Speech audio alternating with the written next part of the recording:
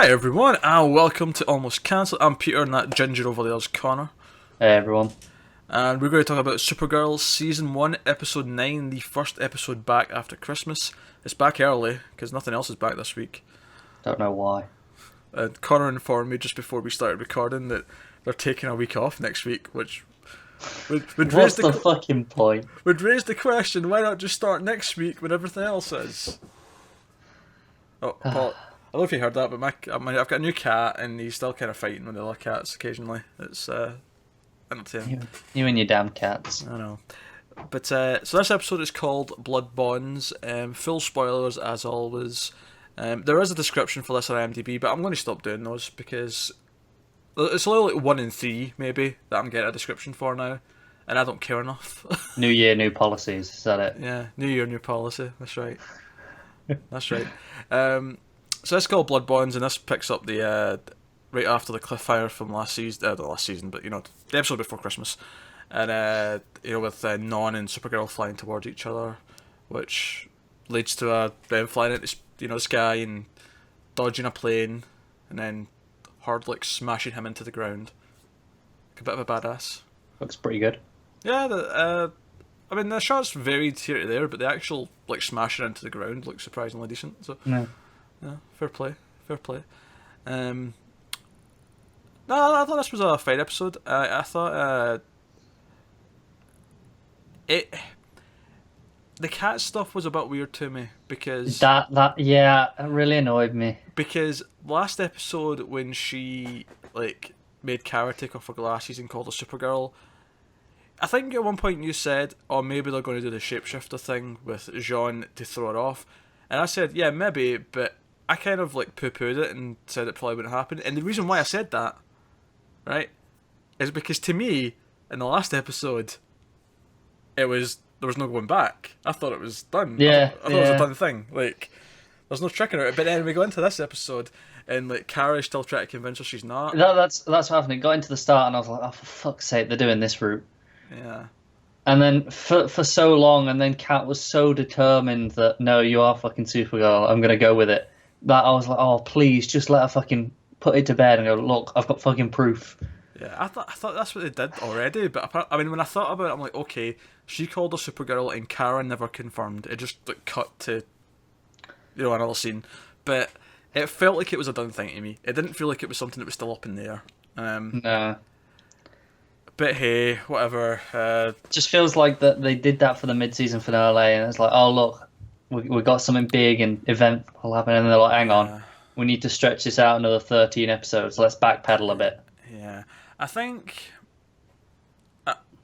especially for us as fans of the characters and the comics and stuff, we knew exactly how they were going to get out of it because we know John Jones, we know what Marsh. The only thing that made me think maybe they'd do it a different way during this episode was when they had Henshaw as and then it was a bomb. It was like a hologram thing. I was wondering if they'd use that instead of Hank. See, that would have annoyed me though, because I'd be like, they've got a shapeshifter. Why are they doing this bullshit? Yeah.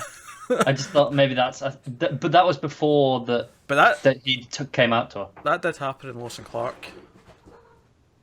And not only did it happen, not only did they use because Clark was outed to everyone in Lois and Clark, right?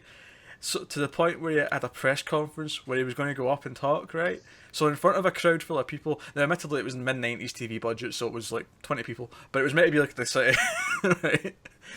He goes up on a podium, and Superman's in the sky, and he shows up and talks to people, and that sort of throws everyone off. But the Superman's actually a hologram, right? And the funny thing was, mid-90s. It's not meant to be the mid-90s. It is the mid-90s. It was made in 1995, right? And it's a hologram that Martha Kent made or was working on. I don't remember this episode at all. Admittedly, it's been a while, so I can't remember the exact origin of the hologram, but I'm pretty sure it's not an alien thing, or it's not an advanced Kryptonian thing. I'm pretty sure it's just something that Martha she whips up in the barn. I'm sure that's what it was, because I'm pretty sure they set it up early in the episode, oh, she's doing her holograms, this is her hobby now, or Viewers, if any of you watch this show, please, is he right or is he just making shit up again?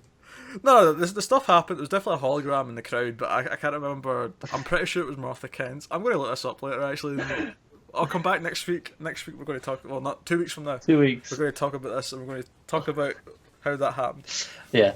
Well, my But- point was that was before John came out to her and said Yeah. that. So I thought that was going to be their out. Yeah, maybe. That said, though, I mean, that was definitely the only element that annoyed me. I think I like that Jimmy and Win. Is it Win? Am I saying that right? Yes. Yeah. I like that they're being a bit more proactive outside of her. Yeah, Well, it was nice seeing them have just some scenes together, and Yeah, they're sort of like the beginnings of a possible bromance were kind of bubbling away. But I also really liked about them is I liked that Wynn stepped up when she was like, angry and pissed and wanted to go off and just like crush Maxwell Lord. I like that he stepped in front of her. Was like, no, you're not doing this. You're better than this. It made me respect him a bit more and not just think, oh, he's a pussy. No, he's I actually. think that was probably intentional, considering he was always been hiding behind James, basically. Yeah, it was, but it was a nice moment. Like, it give that character a good, beat, a good moment where we're like, okay, Yeah. right, he's got some depth to him. I actually respect him a bit more now, and that's nice. Also, did J.J. Abrams direct this? Because there was a lot of lens flares in this episode. There was a lot, wasn't there? Because there was a scene where Jimmy's getting like beat up by Maxwell when he's like handcuffed to the chair, right? But that was like a big spotlight, so that was like fair enough. But when it cut back to the flashback in Krypton, like it was like, all right, we've ran out of money for the effects in this episode, so let's just put a lot of lens flares on the screen and hope no one notices. Just hide it with the light. that was basically the plan. Yeah, okay. I've seen worse plans. Yeah, true. It does work. It makes it look alien if there's so many lens flares. Admittedly, I think one of the weaker elements of the whole show is the Kryptonian backstory stuff. And, like, our aunt and Non and, like, all that stuff's kind of the weaker elements for me. Yeah, I like parts. I like seeing their Krypton because I think it's interesting to look at. I like the design aesthetic of And they it. did, like, a proper, like, fly-in shot. It was obviously CG, but it was reasonable for a TV budget. They did, like, a flyover shot of the city Yeah, in Krypton. yeah, and I like those things. But then the actual relationships between the characters are just kind of standard, I suppose. Yeah. They don't feel like they stand out at all amongst anything else. They just feel like we've seen this 100 times before. I kind of like that. I kind of like when it focuses more on the Earth threats, whatever they may be, for the most part. Speaking of, the ending of this sets up something. When you see what Maxwell Lord is working on in room 52, might I add. I did have a little chuckle when they lingered on that for Yeah. like 3 seconds. Room 52, ha ha ha ha.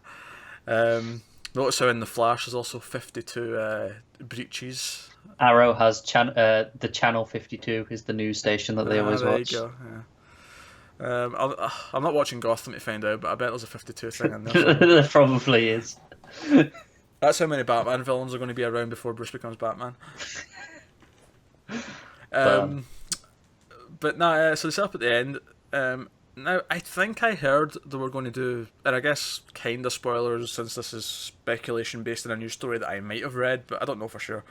I think I kind of read they were going to do their own version of Bizarro, so I don't know if this woman at the end in Maxwell Lord's lab is going to be female Bizarro. That was the impression. I haven't seen this news story, but that was the impression I was That was getting. the impression you were getting. Because the other thing that I've seen suggested when I briefly just sort of glanced around the internet, like after I watched it for like a minute while you were getting a drink, is someone said, could it maybe be the start of the OMAC project? Like, That'd be interesting. it would be. I feel like it's going to be Bizarro. I feel like they want to do I this. feel like Bizarro's more likely than OMAC. Yeah, it's a bigger name, isn't it? And I think it's easier for them to bring in Bizarro and just go the scientific experiment route. Whereas OMAC, Yeah. then there's so much more you've got to introduce, and it's just completely different. Yeah, yeah. So yeah, it's probably going to be female Bizarro. And I don't know why, when I heard the rumour there was going to be Bizarro, that I thought, oh, Bizarro's going to show up. And I was thinking, like, regular Bizarro? I don't know why I didn't assume it was going to be female Bizarro, but that makes sense. Yeah, it does. Give her... Why not? Bizarro could be fun. I actually could be really fun. Especially on this show, they could do a proper like cheesy Bizarro. Do you know what I could see happen as well? I could see she'll be a big threat at first, right? She'll be like the big thing to fight at the end of the season. But if we get a season 2, I can see her popping up again in a more comical role. That's what I'm thinking. Where I'm thinking like Supergirl has to go and do something, so they have Bizarro dress up as Kara, like at the office, and like try and be her. I just hope we get full on Bizarro speech. Oh, you want to talk backwards? Yeah. If there's ever a Superman show or anything like that can get away with it, it's this one. Possibly. But I just want to see her dressed as Kara trying to talk to Kat. And like Kat giving her orders, and then she being like, Kat, stupid, or like whatever, or stupid Cat, whatever. Like, Yeah. I want these scenes now. I want this. This should be fun. Do it, makers. I'm liking Hank Shaw as John Jones proper now. I like that Supergirl knows, and I really like the whereas like, why don't you tell me? I can keep a secret, and I like that they both turned around and went, no, you can't, because it's true. Everyone's found out she's Supergirl. Yeah. Like, even Kat. And then it cuts to her trying to convince Kat again that it's not like it's just perfect. I mean, sure, she got a jail at a free card with John Jones showing up now, and he can do the impersonating thing, but it's cheating. Let's be honest. It's cheating, but up until that point, everyone was finding it. So it was a really funny dig because it was actually quite valid. It was almost like the writers poking fun at themselves. Yeah. Do you think Max Lord knows? Because obviously, he speaks to Jimmy and is like, "Oh, I know who you hang around with," and like he implies he knows about his connection with them. I don't know. And I feel like he'd know who his friends are on a more personal level because that's the sort of thing he'd look into. I don't know. So I wonder if he's put it together. Then again, it's pretty well known that Jimmy kind of knows Superman, so yeah, it's true. That's what I thought. Maybe he's just referring to that, but maybe he's. I don't know. I can't quite tell. I don't know. Well, it depends what direction they want to go in. Because on the one hand, it's more like Lex if he doesn't. At least for now. Maybe eventually, but for now it makes more sense if he doesn't because that's more like Lex. But if he does suspect that it's her, maybe that makes him different, more interesting. I don't know. I'm not really fussed either way, to be honest. Yeah, that's fine. Either way can be fine. Just wondering whether or not that was what that was implying. Yeah. So overall, I also thought the scene where General Lane, who references the Earth Stood Still, which is a good movie, the original one from the 50s, not the shitty Keanu Reeves remake from 2000, whatever it was. Good movie. Cool reference. And I thought the torture scene where they're torturing the aunt from Krypton, I can't remember her name. I thought that was actually kind of interesting. Yeah, I had to look away. I can't deal with needles, so I don't actually know entirely. I couldn't see it on screen. No, they did show her face sort of streaming and the sort of the green going through her veins a little bit. The needle came out and I just went, nope, that's it. I'm looking away. And I just waited till I heard the edit. So overall, I would say I enjoyed the episode.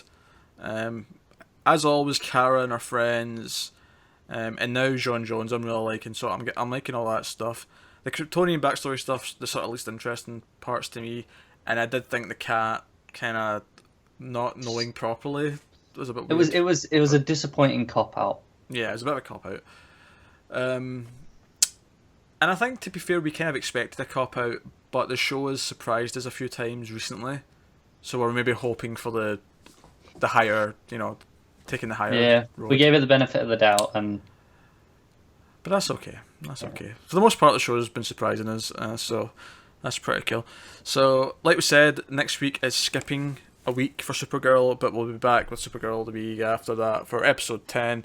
Why they didn't just start next week, so we didn't have a break, I don't know. They must be airing something else. Maybe, I don't know. What's happening in the US next Monday? Something big? The Agent Carter got pushed back for the Obama thing, didn't it?